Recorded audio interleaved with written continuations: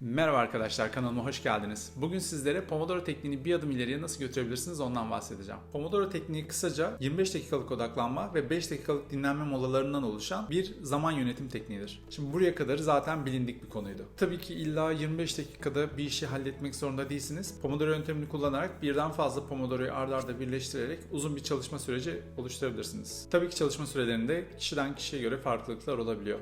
Siz kendinize en uygun zaman dilimini ayarlayabiliyorsunuz. İsterseniz 20 dakika çalışabilirsiniz, isterseniz 15 dakika çalışabilirsiniz. Bu tamamen sizin çalışma biçiminizle alakalı. Pomodoro tekniği ile ilgili karşılaştığım en büyük problemlerden bir tanesi, bir Pomodoro süresini tamamladıktan sonra ardında kalan 5 dakika yapacak hiçbir şey bulamıyordum. Gerçekten boş boş olanıyordum. Bazen kahve alıyordum ama her 25 dakikada bir kahve almaya kalkmak bir süre sonra midemi ağrıtmaya başlamıştı.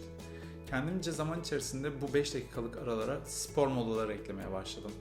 5 dakika boyunca olduğum yerde zıpladım, şınav çektim, mekik çektim. Böylelikle vücudumdaki kan dolaşımını arttırdım. Bir sonraki oturumda da daha yoğun çalışmamı sağladı. Daha sonradan da şunu fark ettim. Bu 5 dakikaları kullanmak zorunda değildim. 25 dakika çalışıyordum, üstüne bir 25 dakika daha uzatıyordum. Oldukça güzel geçiyor gibiydi. Yalnız bir sorun vardı. Ne kadar çok Pomodoro'yu blok haline getirmeye başladım, çalışmalarım o kadar kalitesiz ve verimsiz hale gelmeye başladı.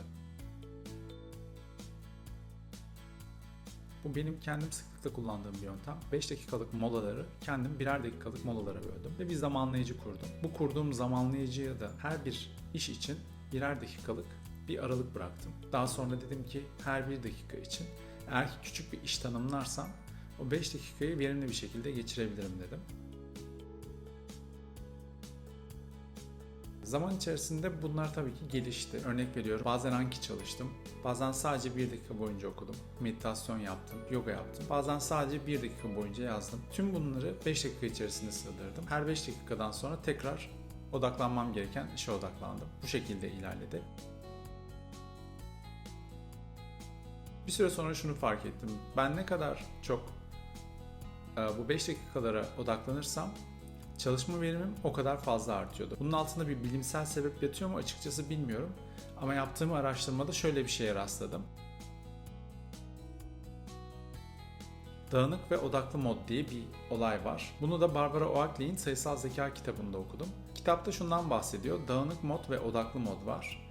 Bir işe uzun bir süre odaklı olarak çalıştıktan sonra mutlaka başka bir şeyle ya da hiçbir şeyle ilgilenmediğiniz zaman odaklandığınız işten daha fazla bilgi aklınızda kalıyor ve daha fazla onunla ilgili problemleri çözebiliyorsunuz. Bunu genel olarak problem çözme metotlarında kullanıyorlar. Karşılaştığınız problemle ilgili eğer ki çok fazla odaklanırsanız işin çok detayına girdiğiniz için bütün hatlarıyla problemin detaylarını göremiyorsunuz. Ama odağınızı başka bir yere kaydırdığınızda bir süre sonra bilinçaltı devreye giriyor ve aslında bakılan noktadan çok daha geniş bir noktada zihin çalışmaya başlıyor.